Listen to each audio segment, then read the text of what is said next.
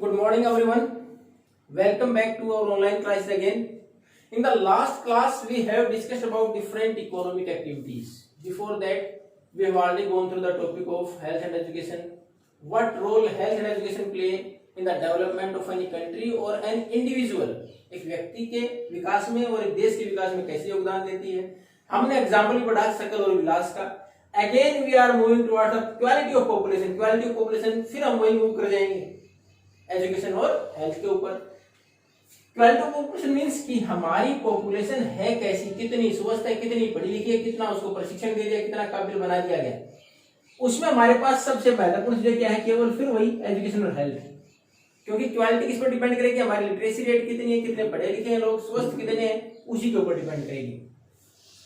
अब हमारे पास हमने एक एग्जांपल जो पढ़ा था सकल का, तो उसमें देखा कि किस प्रकार after getting a good education he developed himself, also benefited the society as well as played a major role in the national income as well as our GDP. हमारे देश की जो GDP उसके अंदर भी किस प्रकार योगदान दिया.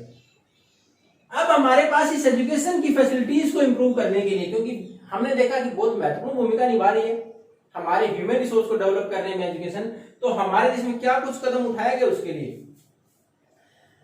हमने देखा कि हमारे यहाँ एजुकेशन की फैसिलिटी ज्यादा अच्छी नहीं है.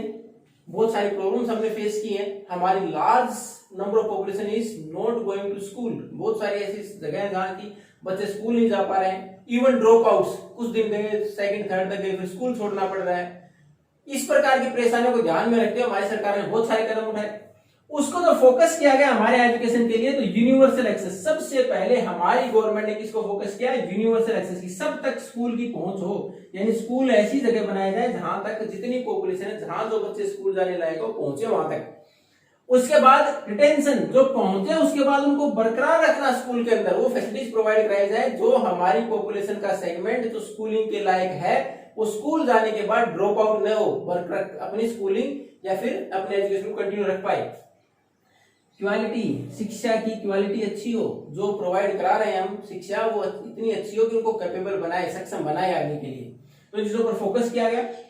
अब उसके बाद गवर्नमेंट ने इनको पूरा करने के लिए सबसे महत्वपूर्ण जो कदम उठाया वो था हमारे यहाँ हर जिले के अंदर in every district Navodaya Vidyalaya were set up. आप देखोगे आपके यहाँ भी है सीकर डिस्ट्रिक्ट में. तो हमारे यहाँ इसके लिए क्या किया गया, नवोदय विद्यालय की स्थापना की गई, जहां की बच्चों को फ्री एजुकेशन विद बोर्डिंग, रहने की सुविधा के साथ साथ मुफ्त शिक्षा दी जाती है. अब उसके साथ साथ गवर्नमेंट ने एक व्यवस्था और की. After the standard of 10th, specially 10th के बाद वोकेशनल एजुकेशन प्रोवाइड कराया जाए, जो बच्चों को कोई न कोई स्किल डेवलपमेंट में या फिर ट्रेनिंग प्रोग्राम ऑर्गेनाइज किया जाए, ताकि वो हेल्प कर पाए आगे अपनी फैमिलीज को प्रोडक्शन एक्टिविटीज में, यानी वो बेरोजगार न रहे, कोई न कोई काम सिखा जाए, व्यवसायिक शिक्षा. हालांकि अगर आपने नई शिक्षा नीति हमारी परसों ही डिक्लेयर हुई है, न्यू एजुकेशन पॉलिसी 2020,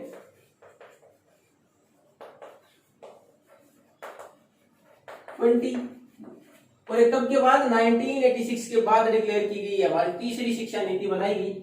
अब इसमें इसको 10th लेवल को कम करके वोकेशनल एजुकेशन कहां से स्टार्ट करते, इसमें आपकी बार लेवल दे दिया गया ओनली 6th स्टैंडर्ड, यानी 6th स्टैंडर्ड के बाद आपको वोकेशनल एजुकेशन की व्यवस्था की जाएगी, जो कि पहले 10th थी.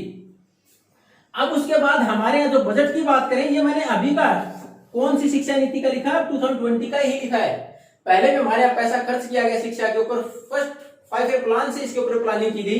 लेकिन अब की बार गवर्नमेंट ने इसके बजट को, जीडीपी का जो टोटल बजट है, यानी जो टोटल हमारी जीडीपी है उसका, अब की बार, अब तक हम लगभग अराउंड 4%, यानी 4.3 था. अगर एक्चुअल देखेंगे आप तो हमारी टोटल जीडीपी का हमारे पास जितना पैसा था देश का, उसका 4%, लगभग 4% शिक्षा पर लगता था, उसको बढ़ा के 6% करने का टारगेट रखा गया है. यानी सरकार 6% पैसा जो टोटल हमारी इकोनॉमी का होगा वो शिक्षा पर लगाएगी, एजुकेशन पर लगाएगी.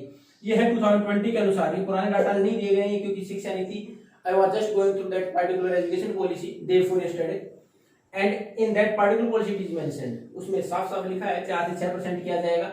और वही मैंने इसके लिए बताया, वोकेशनल एजुकेशन के लिए आपकी बुक में 10वीं कक्षा 10th के बाद दे रखा है, but it is mentioned up after 6th onwards in new education policy.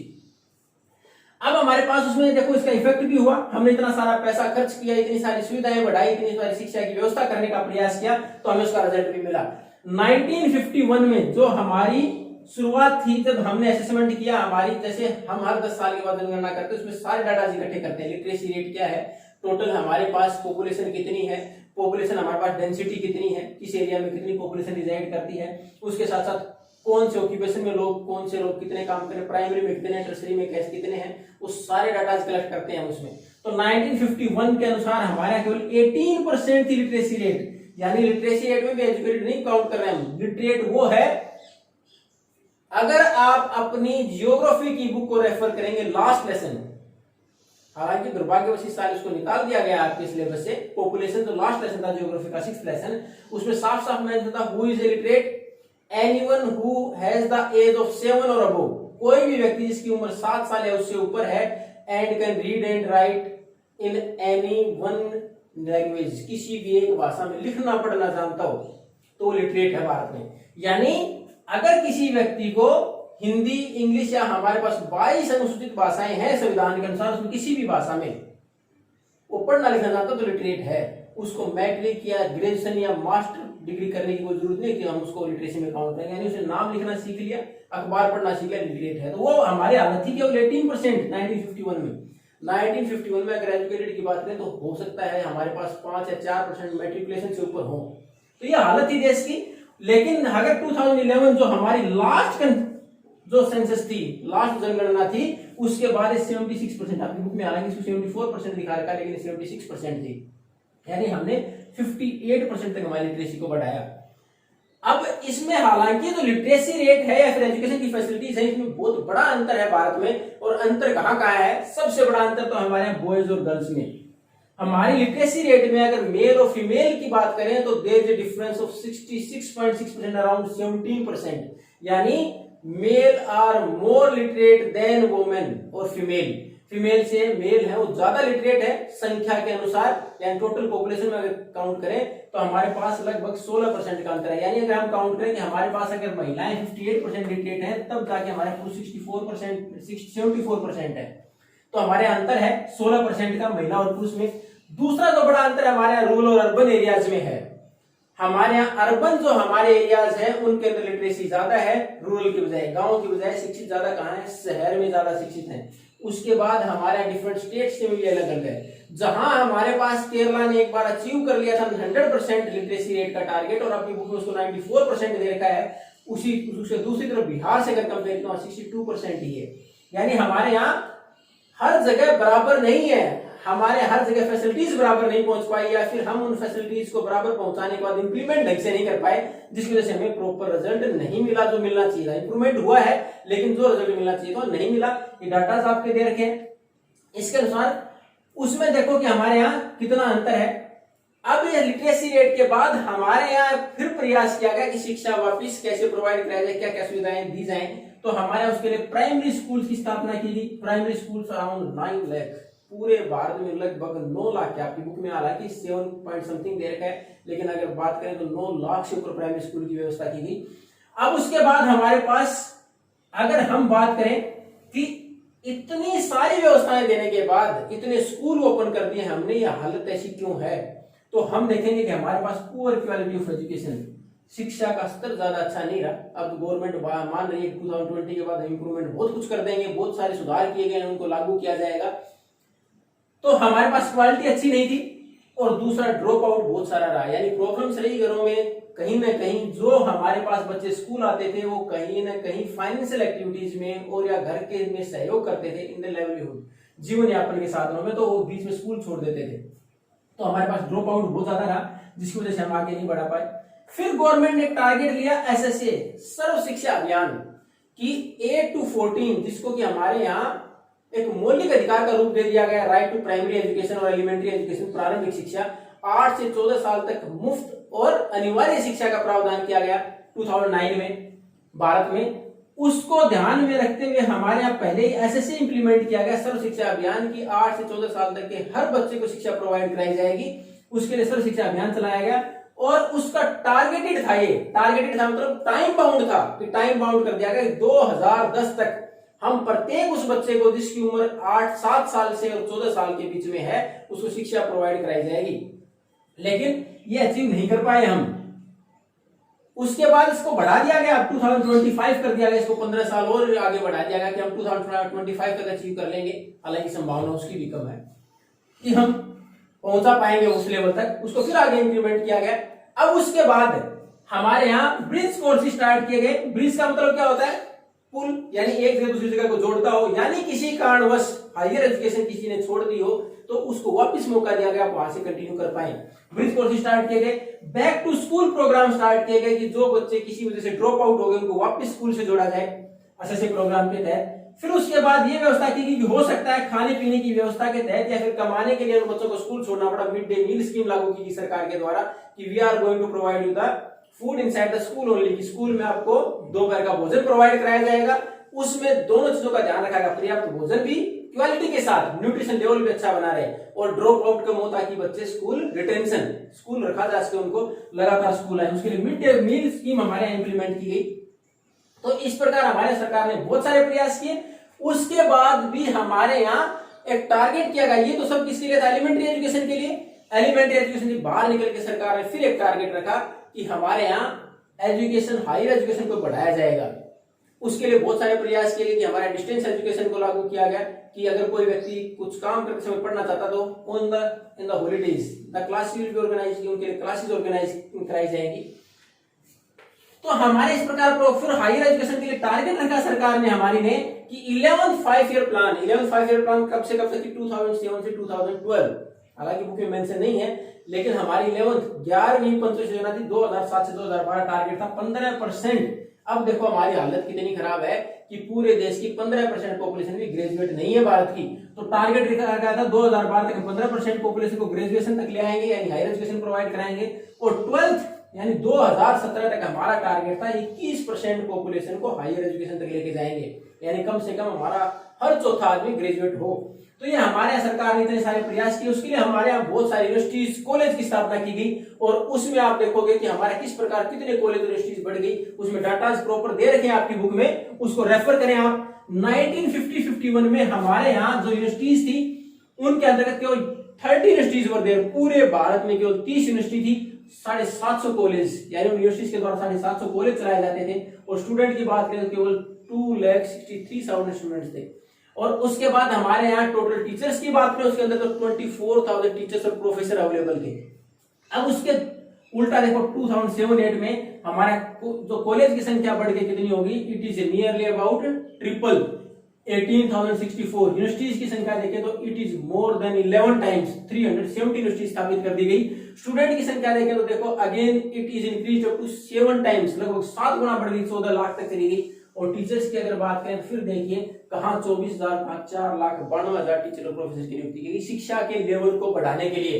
ये हमारे पास एजुकेशन के ऊपर इतना सारा इन्वेस्टमेंट किया गया सरकार के द्वारा, एजुकेशन को बढ़ाने का प्रयास किया गया, शिक्षा के लेवल को सुधारने का प्रयास किया गया।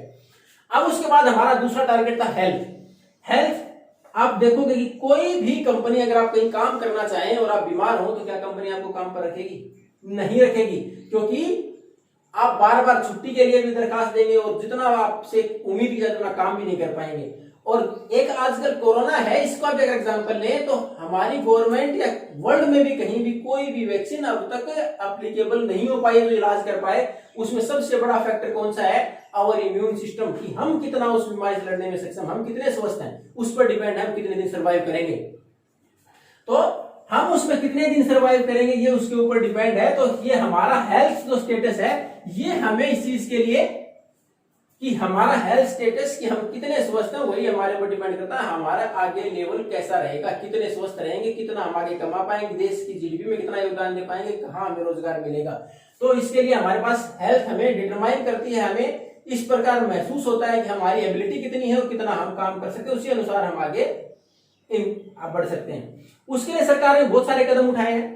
हमारे यहाँ फैसिलिटी ज्यादा अच्छी नहीं, जिसके लिए सरकार ने बहुत सारे हेल्थ सेंटर्स खोले, बहुत सारे गवर्नमेंट हॉस्पिटल, पीएचसी जो प्राइमरी हेल्थ सेंटर्स है, सीएचसी कम्युनिटी हेल्थ सेंटर्स उनको बढ़ाया गया। उसके ऊपर भी टारगेट किसको किया गया? जो lower segment of the society, जो lower section of the society जिनको अवेलेबल नहीं था उनको न्यूट्रिशियस फूड प्रोवाइड कराना भी सरकार का टारगेट रहा इसके अंदर।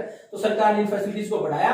और उसी का परिणाम था कि भारत में लाइफ एक्सपेक्टेंसी 2011 की बात करें, पिछली जनगणना की बात करें तो लाइफ एक्सपेक्टेंसी होती क्या है, at the time of birth according to the health status of a child we just determine how long we can survive, कि जन्म के समय हम कितने स्वस्थ हैं उसके अनुसार हम ये उम्मीद करते हैं कि हम कितना जीवन जी सकते हैं। इसको जीवन प्रत्याशा दर की हमारे यहाँ की औसत व्यक्ति की कितना जीवन है।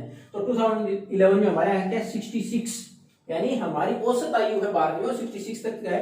अब उसके बाद इन्फेंट मोर्टेलिटी रेट देखिए, इसमें बहुत बड़ा सुधार हुआ 1951 में हमारे यहाँ। पहले तो इन्फेंट मोर्टेलिटी रेट होती क्या है, इन्फेंट मोर्टेलिटी रेट क्या है कि हमारे यहाँ एक साल में 1000 बच्चे तो पैदा, उस पर कितने विदाई लेंगे, कितने मर गए, कितनों की डेथ होगी। तो उसमें हमारे जन्म के समय 1951 में हालत क्या थी कि अगर 1000 बच्चे पैदा होते उसमें 147 जन्म के एक साल के अंदर ही मर जाते थे। और उसके बाद हमारे 2012 में हमने हेल्थ फैसिलिटी में इतना इंप्रूवमेंट किया कि वो रेशियो कहां तक आ गई, 42 तक आ गई। यानी अब हमारे यहाँ 2012 में पिछली जनगणना के टाइम पर हालत ये थी कि हमारे यहाँ अगर 1000 बच्चे पैदा होते हैं तो उन 1000 में से एक साल की ड्यूरेशन में केवल 42 तक ही डेथ हो पाती है। हालांकि ये भी ज्यादा है, हेल्थ फैसिलिटी में इंप्रूवमेंट की और गुंजाइश है, लेकिन इतना सारा इंप्रूवमेंट किया गया। उसके बाद देखो क्रूड बर्थ क्या होता है कि basically a child take birth after 9 months.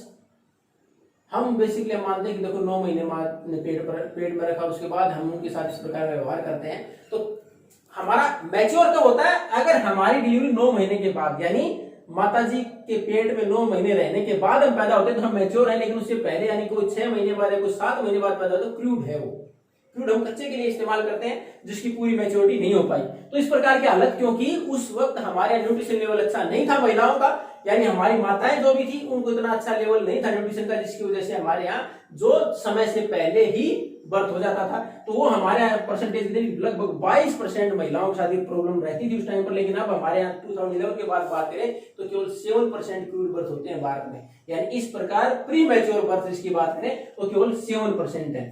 अब उसके लिए लेकिन हमारा प्रॉब्लम क्या है कि इसमें भी हमारा प्रॉब्लम इस प्रकार की है कि हर जगह बराबर फैसिलिटीज नहीं है। हेल्थ फैसिलिटीज हमारे देश में लगभग 381 मेडिकल कॉलेज और 301 डेंटल कॉलेज हैं, लेकिन इनमें से ज्यादातर मोर देन 50%, ज्यादातर में 50% ज्यादा केवल 4 स्टेट में है, आंध्र प्रदेश, कर्नाटक, महाराष्ट्र और तमिलनाडु। यानी हमारे यहाँ हर जगह फैसिलिटीज बराबर नहीं प्रोवाइड हो पाई। ये था हमारे यहाँ क्वालिटी ऑफ पॉपुलेशन में कि हम किस प्रकार क्वालिटी को बढ़ा सकते हैं। हेल्थ और एजुकेशन के लिए क्या कुछ कदम सरकार ने उठाए हैं, उसके अनुसार हमने देखा किस प्रकार एजुकेशन की फैसिलिटीज बढ़ाएगी, प्राइमरी स्कूल बढ़ाया गया, एसएससी प्रोग्राम चलाया गया, मिड डे मील स्कीम चलाएगी, ब्रिज कोर्सेज चलाया गया, डिस्टेंस एजुकेशन को बढ़ावा दिया गया, यूनिवर्सिटीज और ओपन की गई, टीचर्स की संख्या बढ़ाएगी, हेल्थ फैसिलिटी में हमने बहुत सारी हेल्थ फैसिलिटीज को बढ़ाया, कॉलेज बढ़ाए। अब बाकी हम इसमें remaining chapter we are going to complete in the next class. Thank you.